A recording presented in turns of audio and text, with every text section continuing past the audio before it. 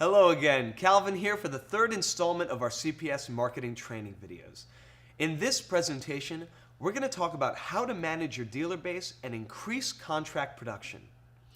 One of the first things you need to recognize about the auto sales and finance marketplace is it's constantly changing.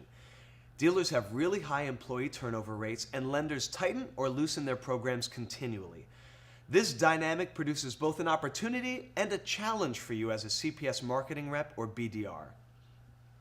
In this ever-changing marketplace, your job is to get through all of the distractions and focus really on just two things. One, generating application flow, and two, capturing contracts from the application flow. Okay, that concludes the presentation. Now you know what your job is. Just kidding, obviously. But there's a big difference between knowing what your job is and successfully doing your job. It's somewhat like a football team saying they're going to win the Super Bowl. Easy to say, much harder to accomplish. And no one wins the Super Bowl or succeeds as a CPS rep without a solid game plan. Step one of the game plan is to set specific goals so you can measure how you're doing along the way. This sounds obvious, but you can't hit your goals if you don't have any goals. Let's talk about some of the basic numbers you can use to set your goals as a CPS rep. 1. CPS funds approximately one contract for every 20 applications submitted. 2. The average active dealer submits about 11 applications per month. So, using those numbers, if you want to fund 50 contracts in a month, you'll need approximately 1,000 credit applications. To get 1,000 credit applications, you'll need about 90 dealers submitting apps. 90 dealers with apps times 11 apps per deal equals 1,000 apps. You're thinking, wow, those are big numbers. How am I going to get there?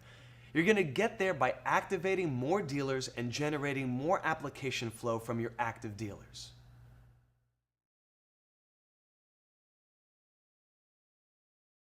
The caveat here, of course, is you need to find dealers that are active in subprime and will send you quality application flow. What do we mean by quality application flow? Quality application flow means the dealer is selling cars to the customer on the apps they send you, not just recirculating a bunch of leads from advertising campaigns or online application websites. In order to determine the quality of the application flow from your dealers, you need to find out the source of the apps the dealer is sending. This is really important for you to determine in order to hit your production goals. Some dealers just point and click every app they get without ever talking to the customer. Other dealers only send you apps after they've talked to the customer. And some dealers only send you apps after the car's been sold. Think about it for a moment. Which kind of app flow do you think is best? I've got it. It's the app flow where the dealer has talked to the customer and a deal is working, or apps where the car has already been sold. Beware of dealer app flow where the majority of apps are directly from advertising campaigns or other sources where the dealer has not even talked to the customer. You will spin your wheels with these dealers. Ask the dealer specifically. So, Mr. Dealer, where are these apps coming from? Has the customer even been to the lot? Have you spoken to them on the phone? Or are these apps from a lead generating service you're rerouting directly to CPS? Another point on app quality is some dealers send apps to just 2 or 3 lenders. Other dealers send apps to 6 or 7 lenders. If you're dealing with a guy that sends every app to 6 or 7 lenders, you have half the chance of capturing the contract compared to the dealers that send apps to just 2 or 3 lenders. So make sure you find out how many lenders see each app. The bottom line is that app flow quality varies significantly from dealer to dealer. So do yourself a favor. Work smart by finding out what kind of app flow quality the dealer's sending.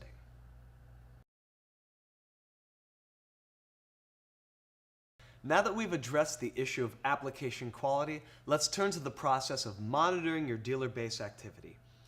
Because the marketplace is constantly evolving, you need to monitor what's happening with your dealers. You can't take it for granted that a dealer who sent apps and contracts last month will automatically do the same this month. Remember, just like you're trying to capture more deals from your dealers, our competitors are trying to do the same thing. CPS provides you with good tracking reports so you can see what's happening with your assigned dealers. The most basic number to monitor is application flow. After all, each contract starts with a credit app. Decreased app flow could reflect a change in dealer personnel, or there could be new lenders on board. Business could just be slow, or the dealer might be slipping away. When you see app flow significantly fall off, call your dealer to see what's going on. On the other hand, increased app flow generally means there's more interest in the CPS program. This can be attributed to new personnel in the store, the dealer deciding to push harder on subprime deals, or it could simply be your hard work is starting to pay off. Regardless of the reason for increased app flow, get involved with the dealer and turn those additional apps into contracts. Something else to watch for are dealers with good app flow, but no contracts. This usually is the result of low quality app flow, which means the dealer isn't selling cars to these customers, or the dealer could also be sending in a bunch of non-prime apps that get approved with much lower fees with other lenders. Again, a change in app flow up or down demands your attention. Lastly, you really need to pay attention to the amount of return contracts you're getting. Return contracts potentially can lead to the loss of a dealer if you don't handle them correctly. Be sure every return is properly explained to the dealer. Additionally, you need to work with the dealer to avoid more return contracts in the future by suggesting changes in the application and STIP collection process at the dealership. All business flow information can be gathered from your daily marketing reports. Take a few minutes each morning to pick out the trends with your dealers and set your game plan accordingly.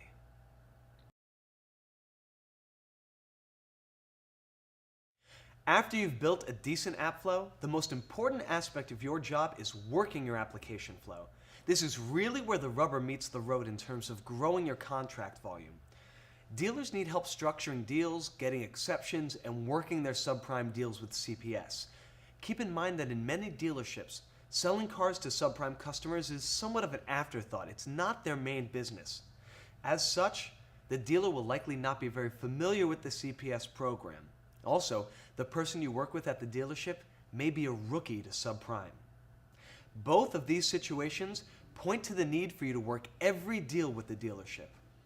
Effectively working your application flow will increase the amount of contracts you fund. Plus, it demonstrates to your dealers that you can provide them with a valuable service that helps them make more deals. To effectively work your approvals, you need to engage the dealer. Don't just call the dealer and say, is the deal coming my way? Instead, determine what's happening on the app and find out what the dealer needs. When you're working apps with your dealers, think in terms of a hot button. Is the hot button the APR, the term, the fee, the reserve, or the payment? What does your dealer need to make this thing happen, huh? Once you understand the hot button on the deal, you can then work more effectively on the deal and get the dealer the approval they need.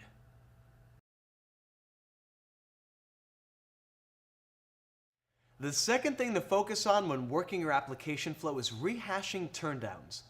People, listen! Working the turndowns is a lot of fun.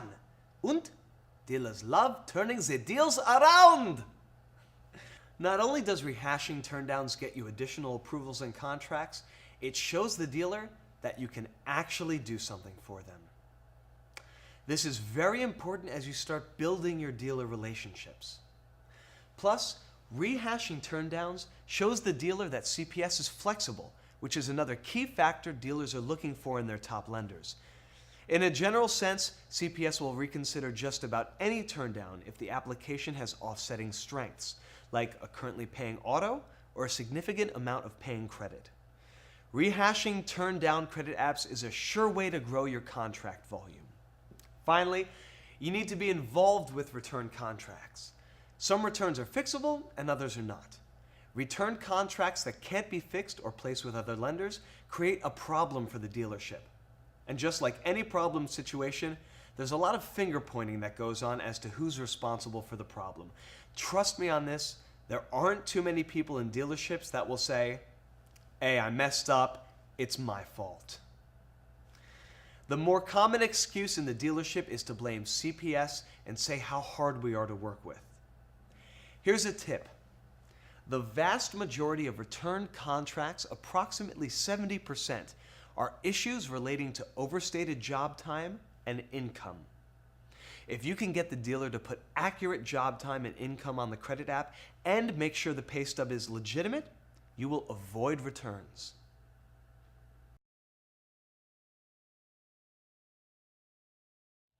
All right, so now let's talk about how to actually grow your contract volume.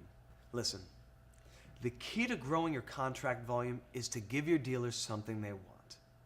Dealers want a profitable, user-friendly subprime program supported by great service. It's that simple. The business is out there. You just need to filter through your dealer base to determine which stores are active in subprime.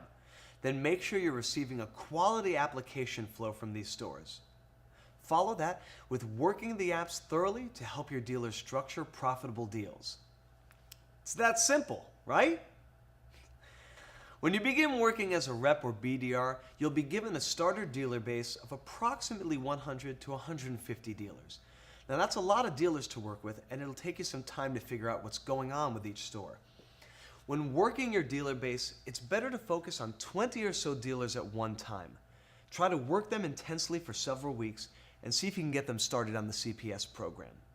Focusing on 20 stores is a better approach than scattering yourself over 100 or more dealers from your list and trying to work them all at once. By making repeated dealer phone calls and emails to 20 or so dealers, you have a chance to build rapport with the dealers and really get an understanding of what's going on at the store. Plus, the dealer gets used to hearing your name and the CPS name. Remember, the squeaky wheel gets the grease. Another key element to growth is effective use of your time. Like any job, time management is the key to success. As your app flow grows, you'll need to prioritize time spent with your productive dealers. At the beginning of each month, assign your dealers a 1 to 5 value in terms of their potential to generate contracts. This type of ranking will give you a quick guide as to which dealer apps to review first and where to focus your efforts. It's really easy to get sidetracked on a bunch of garbage app flow from shotgun dealers. Be smart. Know which dealers have the best potential to send you contracts. When it's all said and done, there really aren't any shortcuts. There isn't any magic to growing your app flow. You've got to talk to dealers, find out what's happening at the store, sell the concept of subprime, sell the CPS program niches, and sell yourself.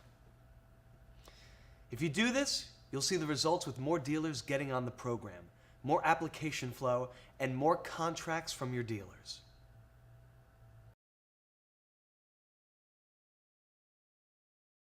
Another growth strategy besides just adding more dealers is to figure out how you can get more contracts from your existing dealers. Getting more contracts from your active dealers boils down to 4 points. 1, make sure the dealer understands the CPS program niches. 2, make sure the dealer has a positive funding experience with CPS.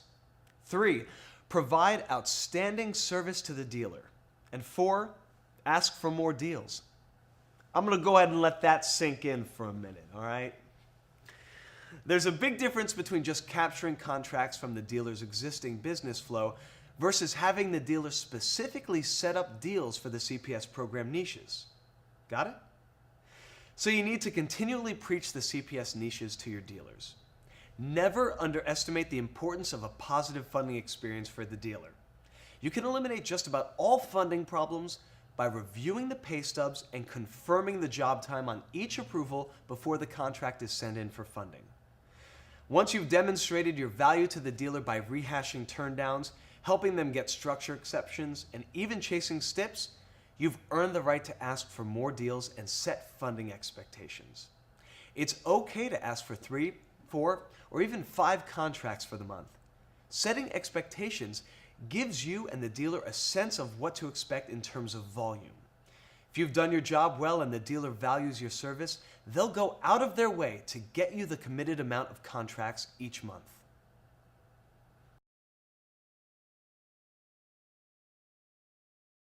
Okay, so that's a wrap on this section of the presentation. The most important takeaways from this module are: 1, you need to have a game plan and specific goals in order to hit your numbers. 2, Not all application flow is created equal. You have to find out the source of the apps being submitted by your dealers. Number 3, daily monitoring of your dealer base is imperative in order to identify both problems and opportunities. 4, the more effective you are at working your application flow, the more effective you'll be at growing contract volume. And 5, the more your dealers know about the CPS program niches, the more deals they'll sell to those niches and send contracts your way. Thanks for your time. I wish you the best of luck selling the CPS finance programs.